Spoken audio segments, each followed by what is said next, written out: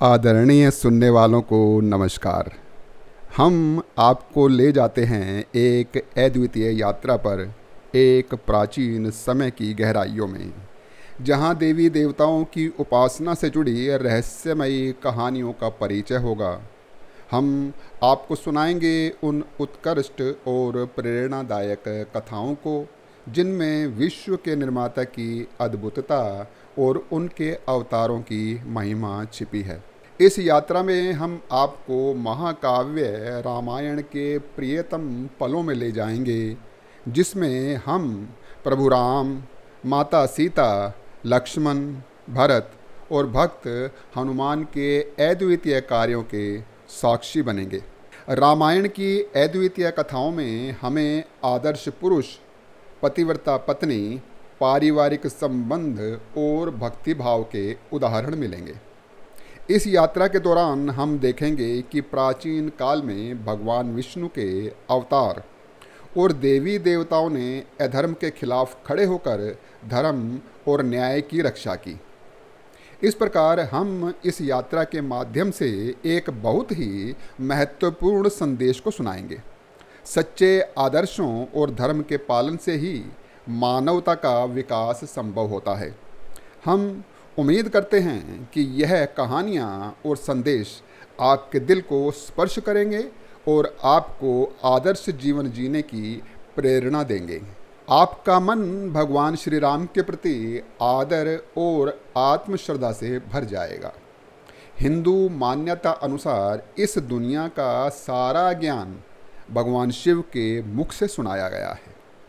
भगवान विष्णु के राम अवतार में घटने वाले संपूर्ण घटनाक्रम को पहले ही भगवान शंकर ने देवी पार्वती को सुना दिया था। माता पार्वती के साथ उस कथा को एक कौवे ने भी सुन लिया था।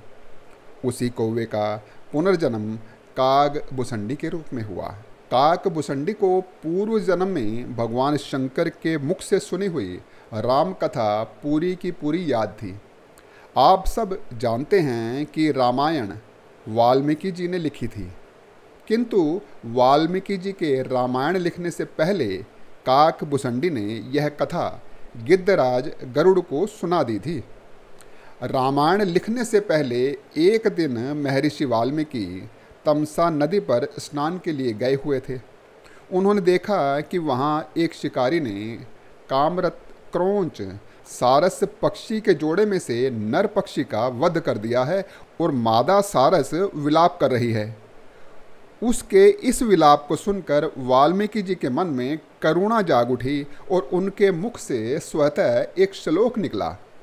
मां निषाद प्रतिष्ठाम तो मोगमह शाश्वत समा यत क्रोंच मिथुनादेकम अवधि काम मोहितम।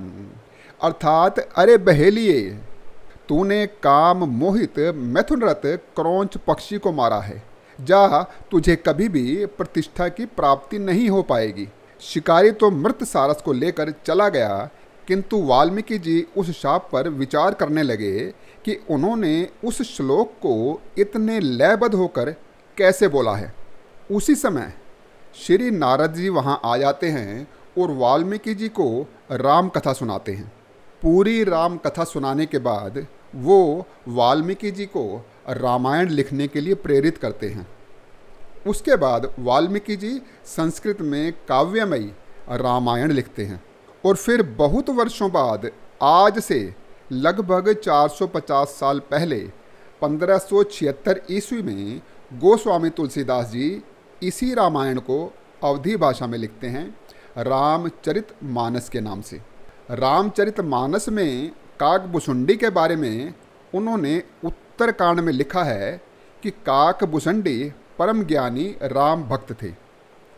पूर्व जन्म में वो अयोध्यापुरी में एक शूद्र के घर जन्मे थे। उस जन्म में वो शिव भक्त थे। वो शिव को ही सर्वोपरि मानते थे और उनके गुरु शिव के साथ भगवान राम में भी असीम श्रद्धा रखते थे। इस कारण शूद्र का अपने गुरु के साथ मतभेद हो गया था। गुरु ने उन्हें समझाया था कि स्वयं शिव भी राम नाम से आनंदित रहते हैं, तो तू राम की महिमा को क्यों अस्वीकार करता है? ऐसे प्रसंग को शूद्र शिवद्रोही मानकर अपने गुरु से रुष्ट हो गए। तो एक बार उन्होंने एक महायज्ञ का आयोजन किया और अपने यज्ञ की सूचना अपने गुरुजी को नहीं दी। फिर भी सरल हृदय गुरु अपने शिष्य के यज्ञ में सम्मिलित होने पहुंच गए। शूद्र शिव पूजन में बैठे हुए थे। उन्होंने अपने गुरु को आया देख लिया, किंतु वह ना तो अपने आसन से उठे और ना ही उन्होंने प्रणाम किया। सरल हृदय गुरु ने एक बार फिर इसका बुरा नहीं माना, किंतु महादेव को यह अनाचार सहन नहीं हुआ। उन्होंने भविष्यवाणी की, अरे मूर्ख अभिमानी, तेरे सत्य ज्ञानी गुरु ने सरसतावश तुझ पर क्रोध नहीं किया, किंतु मुझे नीति का विरोध नहीं भाता। यदि तुझे दंड ना मिला तो वेद मार्ग भ्रष्ट हो जाएगा। जो गुरु से ईर्ष्या करते हैं वो नरक के भागी होते हैं। तू गुरु के सम्मुख भी अजगर की भांति बैठा रहा। मैं तुझे शाप देता हूँ कि जा अजगर बन जा और किसी वृक्ष की कोटर में पड़ा रहे और इसके साथ 1000 योनि भोग। शूद्र के गुरु बड़े दयालु थे।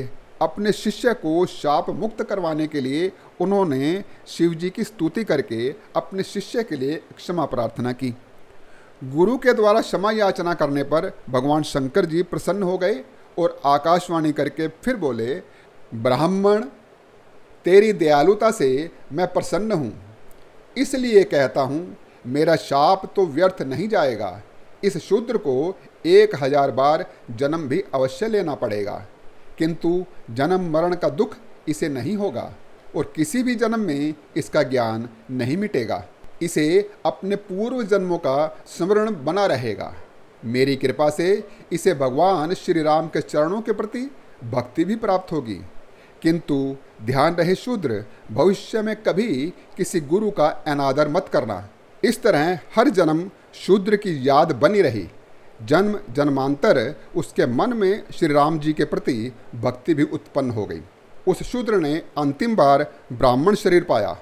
ब्राह्मण बनने पर वह ज्ञान प्राप्ति के लिए लोमश ऋषि के पास गए। जब लोमश ऋषि उसे ज्ञान देते थे तो वह उनसे अनेक प्रकार के तर्क कुतर्क करते थे। उसके इस व्यवहार से कुपित होकर एक दिन लोमश ऋषि ने उसे शाप दे दिया कि जा तू चांडाल पक्षी कौवा हो जा। वह तत्काल कौवा बनकर उड़ गया। शाप देने के बाद लोमश ऋषि को पश्चाताप होने लगा। पश्चाताप मिटाने के लिए उन्होंने उस कौए को वापस बुलाकर उसे राम मंत्र देकर इच्छा मृत्यु का वरदान दे दिया। ब्राह्मण ने हमेशा के लिए एक कौए के रूप में रहना चुन लिया। उसका मानना था कि उसे इस रूप में अपने इष्ट देवता का आशीर्वाद प्राप्त हुआ है, तो ऐसा जन्म ही मेरे लिए सर्वोत्तम है। एक बार हनुमान जी ने भी अशोक वाटिका में वृक्ष के ऊपर बैठकर राम कथा का गायन माता सीता को अपना परिचय देने के लिए किया था, लेकिन वो रामायण राम जन्म से लेकर उनके खुद के लंका में प्रवेश करने तक की थी, जिसे सुनकर माता सीता को हनुमान के रामदूत होने का विश्वास हुआ था। तो आइए हम साथ चलें इस अद्वितीय लोक में और सुनें उन पुरानी कहानियों को जो हमें धार्मिक ज्ञान और आदर्शों की ओर प्रेरित करती हैं। अगली वीडियो से प्रारंभ करते हैं मर्यादा पुरुषोत्तम श्री राम की कथा। राम कथा सुनने के लिए आपने मेरा चैनल सब्सक्राइब नहीं किया है तो कर लीजिए। बोल सियावर रामचंद्र की जय।